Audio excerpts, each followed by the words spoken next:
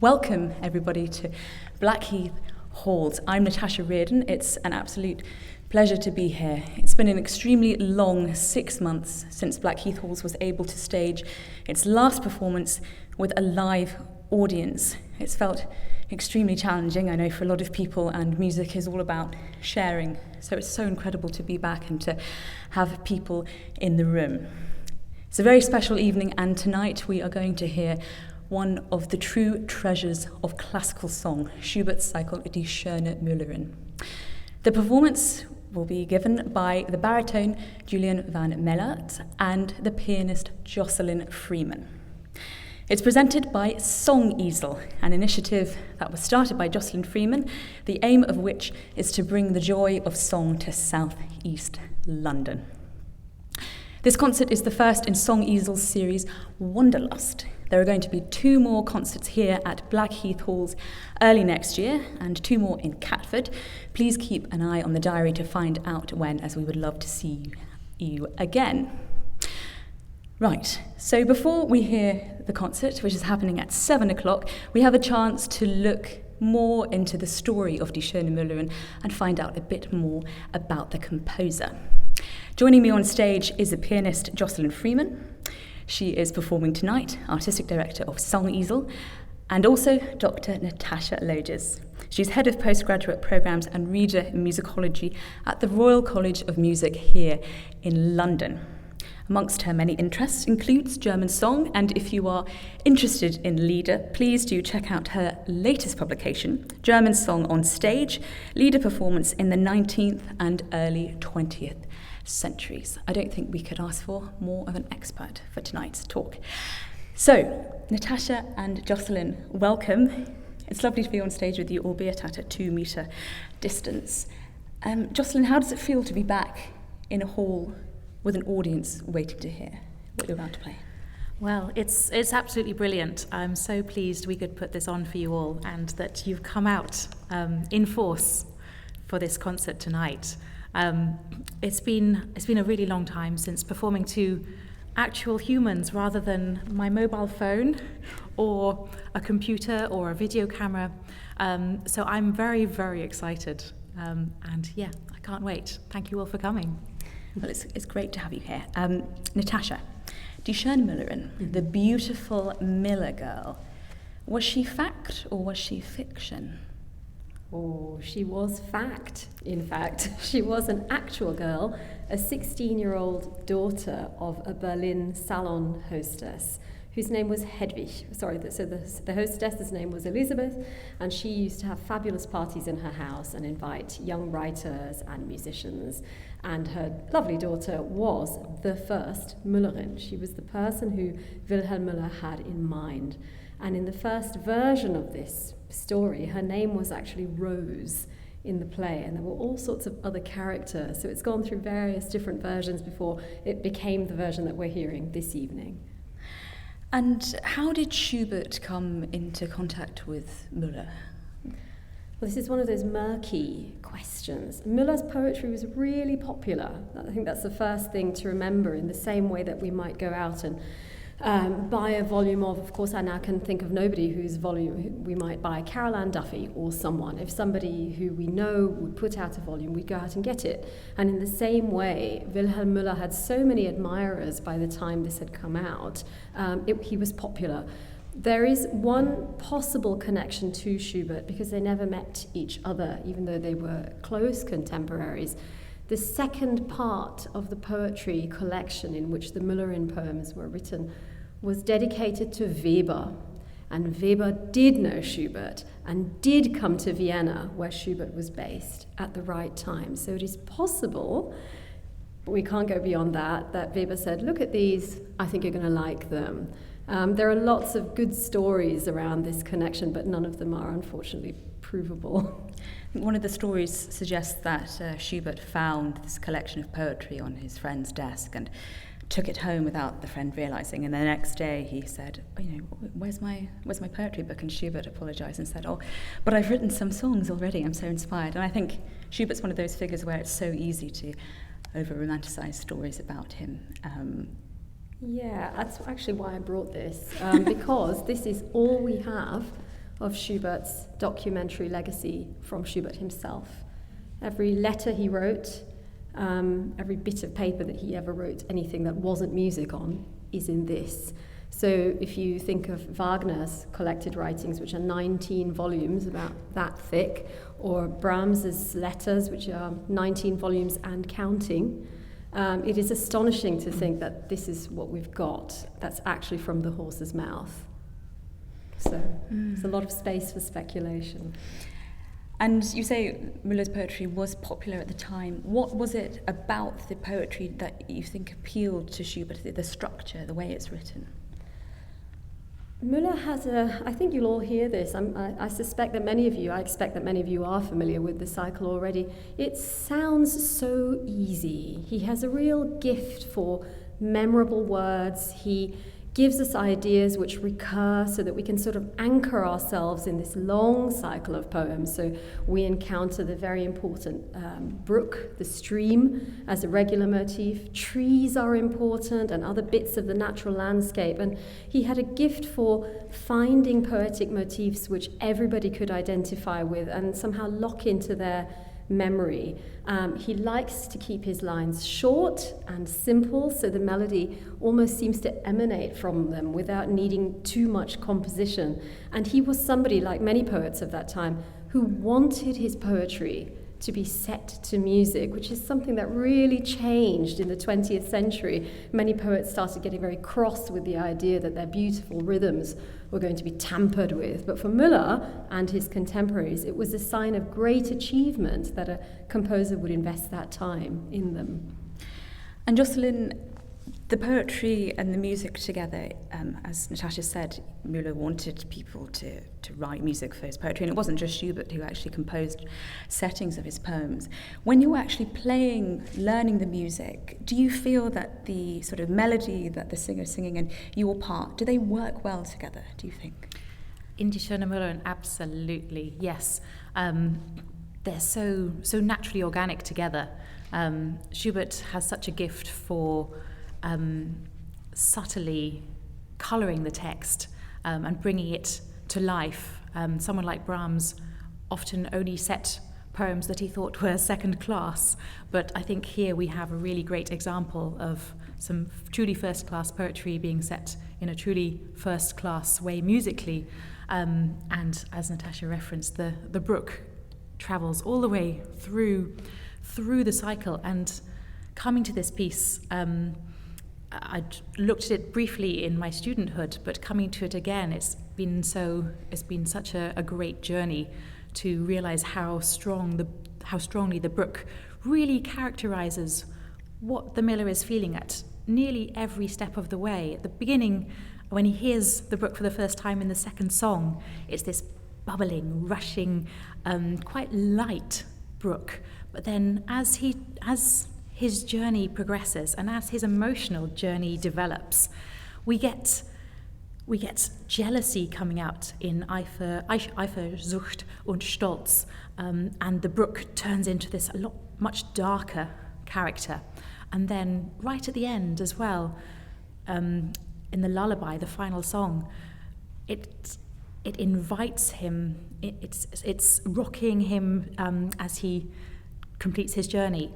In the penultimate song, it's inviting him into the brook, and this is the journey he goes, starting as this wonderful, optimistic Miller boy, which is so beautifully characterized in the piano and in the voice, but then realizing through the cycle how things are not quite as they would have seemed, and maybe the Miller girl doesn't love him like he loves her, and it's a heartbreaking turn of events.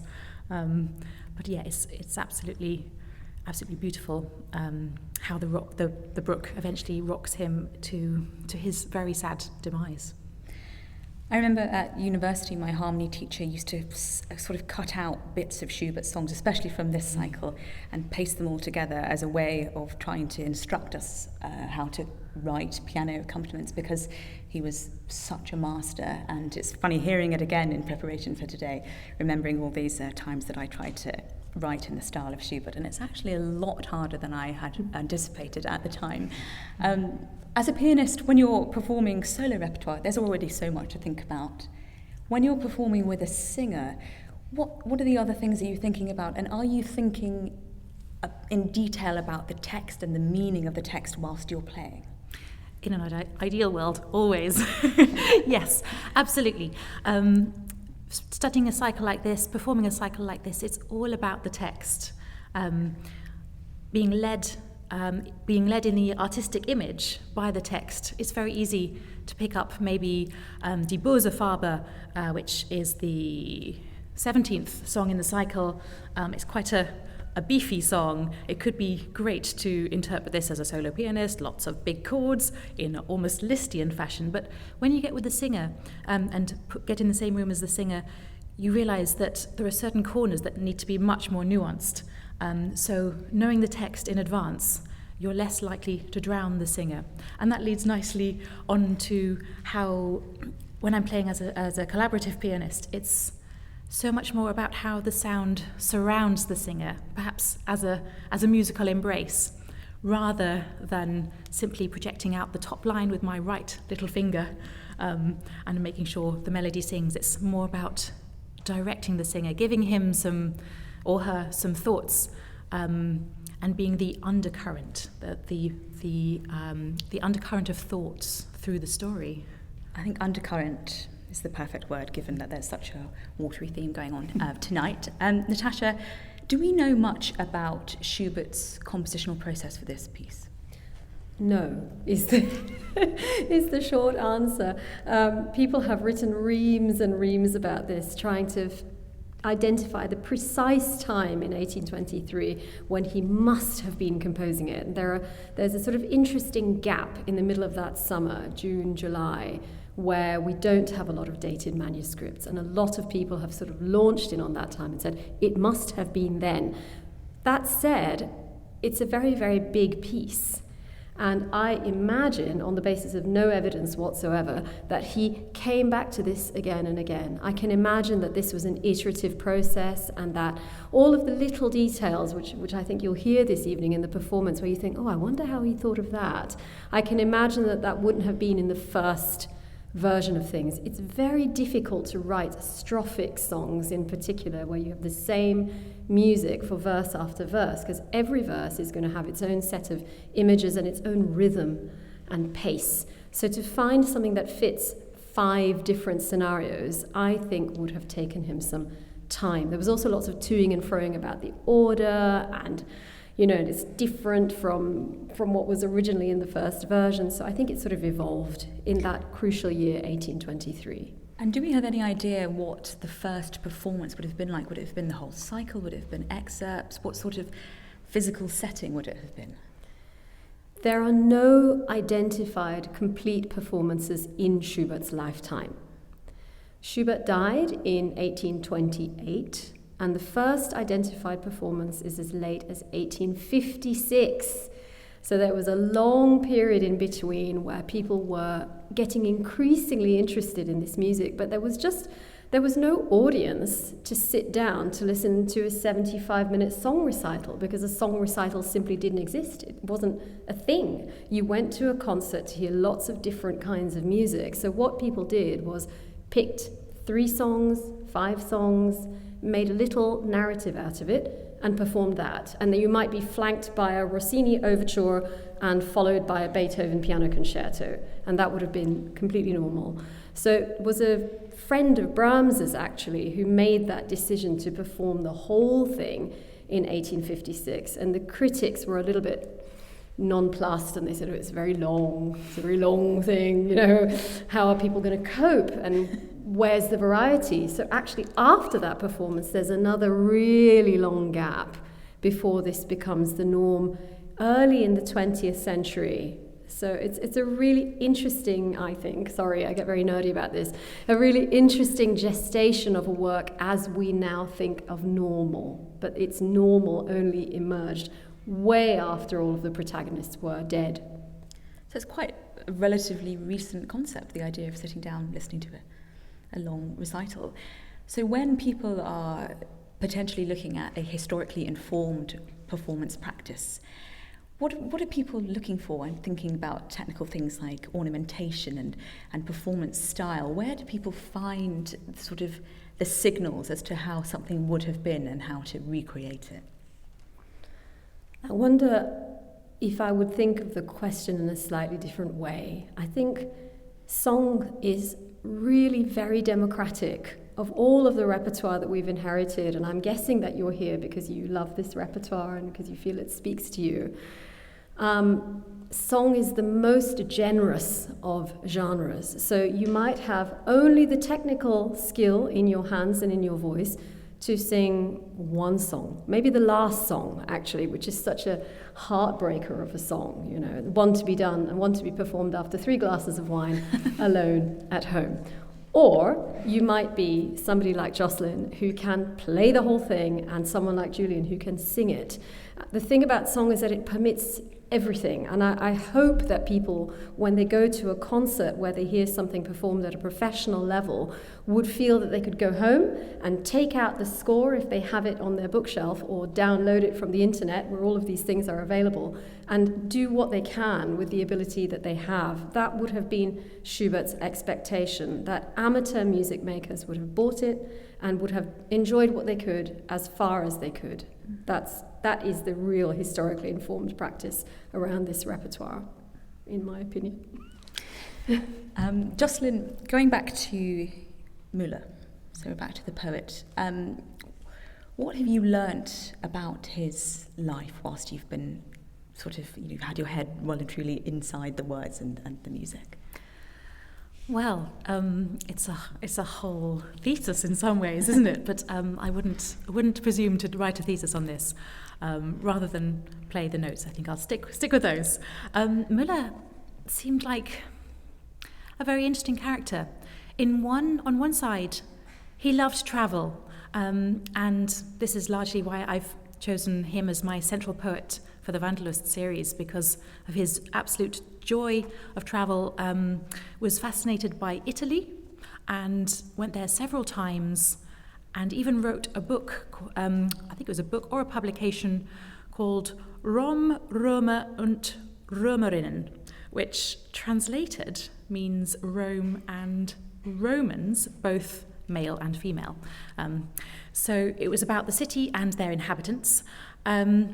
So he had this zest for travel, and yet as a romantic, I feel like he was a little bit retiring. He didn't go out there and get the girls.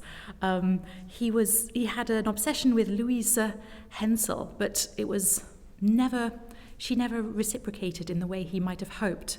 And in some ways, the beginning of this cycle is almost a little bit autobiographical, because this Müller lad is enamoured by the miller's daughter, and he thinks that she likes him back, but it turns out that she prefers the hunter. And so it's that unrequited love which is such an undercurrent of this style of poetry. And his view on his own poetry was a little bit self-deprecating as well. I've brought a little quote from a diary that he made this entry about 8 years before Schubert Sept, Die schöne Müllerin. And he wrote, I'm going to read the English translation.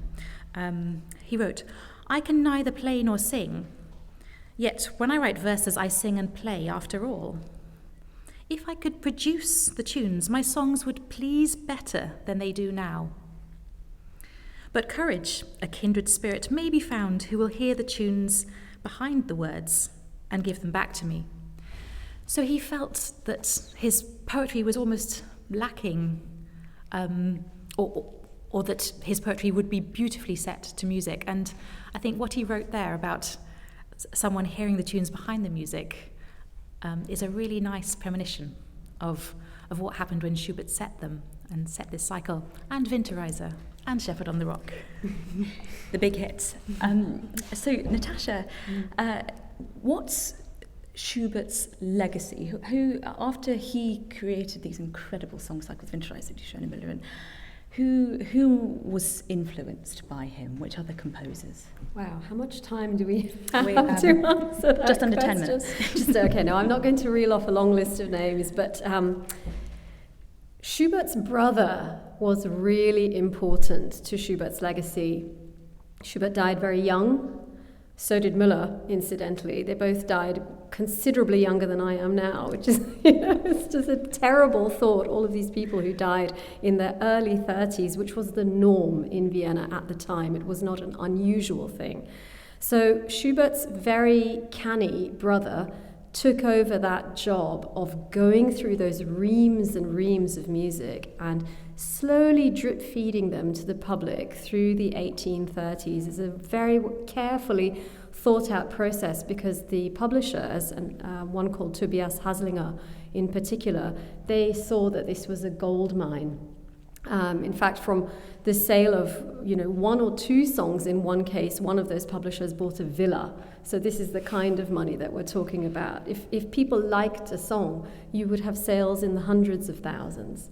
So there was a careful process that was thought out. I suppose as a historian, it's difficult for me to be romantic about romanticism because I know a bit about the machinery and how that turned. I know that Schumann was hugely important to Schubert's legacy. Schumann really responded to this lyrical gift, the beauty of the piano accompaniments, the memorability of those melodies. Once you've heard them, you will be humming all the way home. I promise you this now. Schumann responded to this and wrote some really important reviews, which got out there in the music world. Liszt, who has already been mentioned this evening, adored Schubert. And Liszt himself, if you know his music, never attains that sort of simple, pure communication that Schubert has in spades. So Liszt arranged it. It was almost like saying, if I take this music into me, I will be able to write like that. So you've got figures who are sort of in different areas of the German music political world, each of whom is championing Schubert in their own way. Brahms's way of doing it was to do things like write orchestral arrangements. So he took Schubert's songs onto a much, much, much bigger stage and introduced them to instrumentalists who perhaps wouldn't sing songs other ways. So it was a very sort of multi-stranded process. And the tragedy of it is, of course, Schubert didn't benefit himself from much of that at all. He did earn some money in his lifetime, but, he drank a lot and he wasted a lot of money. And so he never got to the point which Brahms did achieve of just being comfortable, just being able to say, I've worked really hard, I'm incredibly good at what I do, now I can relax. It was as if he was just about to take off and then he died. It's a really, that's the tragedy for me around all of this, the sense of potential and brilliance just gone. Such a common thread with so many composers who we adore today. There's such a sadness that they weren't appreciated in their lifetime. It's almost too unbearable to think about. Jocelyn, tell me about your duo, your partnership with Julian. When did it start and how long has it been going on? It's a good question. We were trying to work this out, and we think that we met in 2012 at the Royal College of Music when I was doing a junior fellowship and Julian had just started his master's. And we really enjoyed doing song together and did our St. Martin in the Fields recital debut in the following year, it would have been, 2013. And then we've enjoyed little bits here and there. There's lots of wonderful song. We did Brahms, the four serious songs several years back. That was a very memorable moment. And what's your rehearsal process? How long are you looking at the music before you're engaging with Julian? It varies. I mean, for pieces that we've done together that have been very much in the fingers and have been for years, sometimes I look at it 2, 3, 4 weeks before, whereas something like this, I really wanted to be submerged, so it was months trying to find nuances before we put it together, getting things into the fingers. So the ideal situation is always that it's virtually memorized, so you can keep such an eye on the singer and just have that full attention for how a consonant might come out, how a breath might inform a phrase. So once we get together in a rehearsal room, luckily not online. We haven't got to that stage for rehearsing, although I believe some people have. There's still too much latency with my technology. Once we get into a room, it's a case of trying things out. Julian's very spontaneous, very creative singer, so it's a case of trying different versions. Sometimes I'll push tempi, either to see how many words he can get out per second, or to see how good his breath support is, in a very nice way, I hasten to add. But so we know our limits as a duo. I think that's always very important. It must be such a joy to be able to work with somebody else, because you spend so much time as a pianist on your own, and having that sort of somebody to reflect your ideas and change your perception of things. It must be so nice. It is, especially after lockdown. Yes, absolutely. It's brilliant. And I think that's largely why I wanted to err on the side of collaborative pianist rather than solo pianist, because I find it so stimulating to be working and have that exchange creatively. There's so much you can learn from another musician, especially one like Julian, who's really out there as a young singer. And yeah, it's a brilliant process. I feel very privileged. Natasha, I wanted to ask you about men and women singing this repertoire. It's not solely the preserve of men, is it? What's the history of women performing the Schubert song cycles? They did, is the short answer.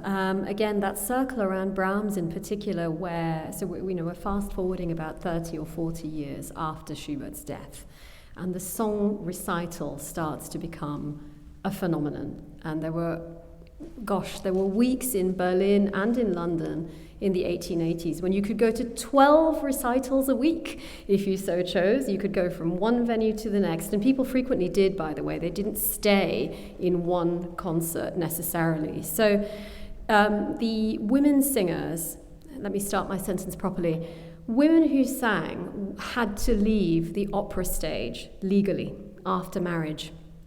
If you got married, you became your husband's property. Your husband had to give permission for you to sing, and they all said no. So the vast majority of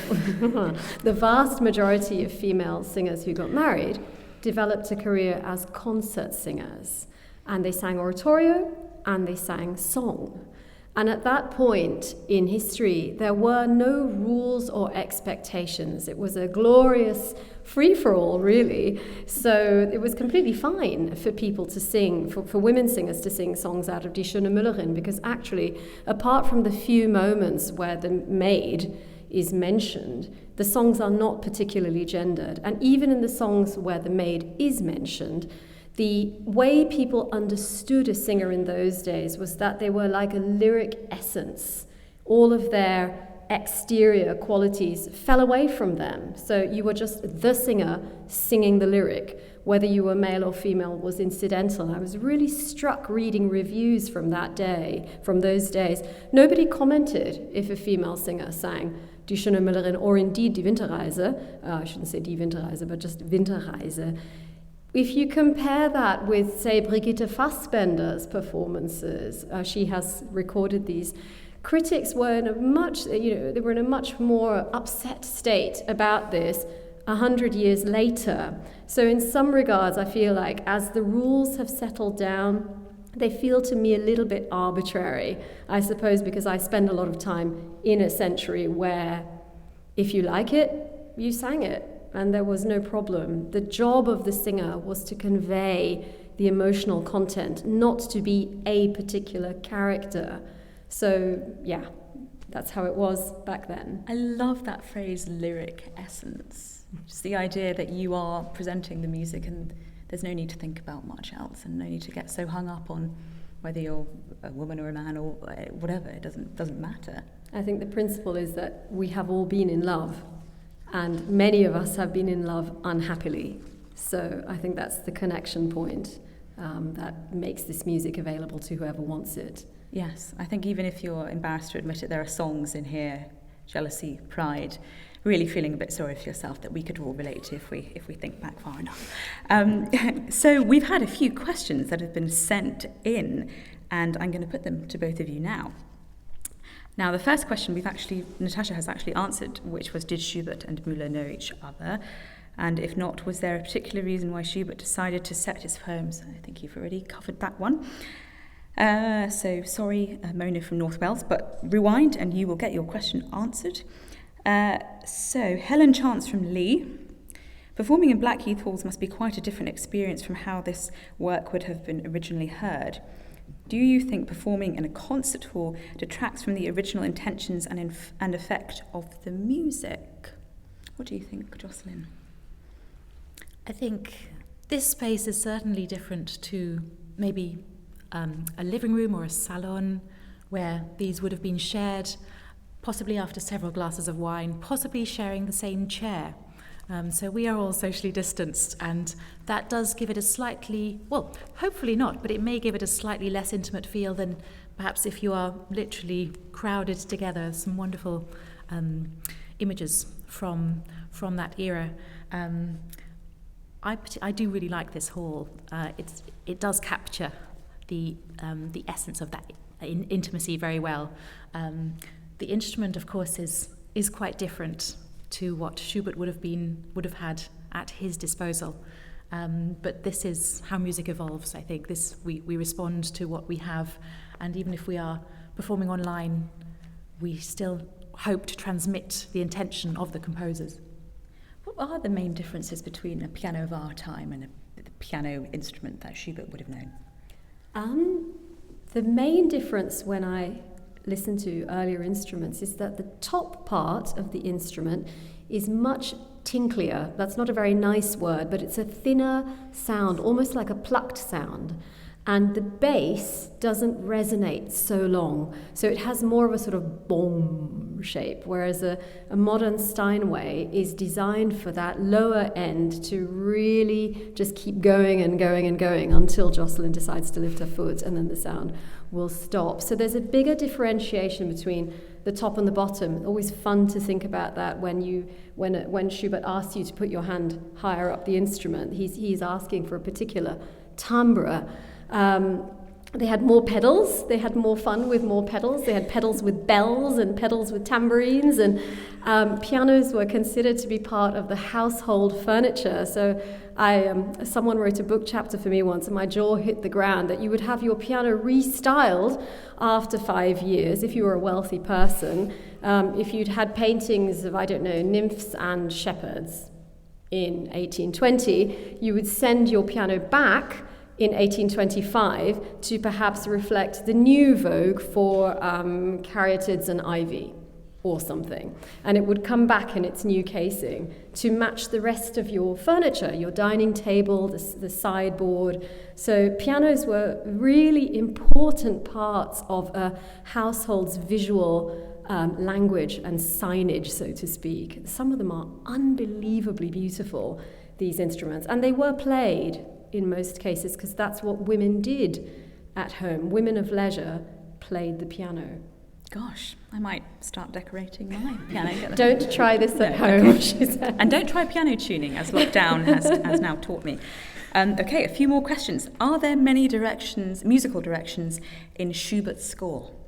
Jocelyn. I suppose it's all relative, isn't it? Compared to a contemporary composer, for example, there are not very many, I would say. And interestingly, there are hardly any for the singer. There is often quite a lot in the piano part, but certainly in the editions I've seen and worked from, there's a lot less in the vocal part. And I presume that's because the singer is to be this lyric essence, transmitting the storyline, and that will inform their dynamics. Whereas sometimes pianists will be less sensitive to the text, and so they need to have a PP marked in, play quietly here, play loudly here. So those are the main things that spring to mind for that question. So singers have a little bit of free rein to sort of embellish, or because they don't have as much direction, or not? Shall I give a tactful answer or the truthful answer now?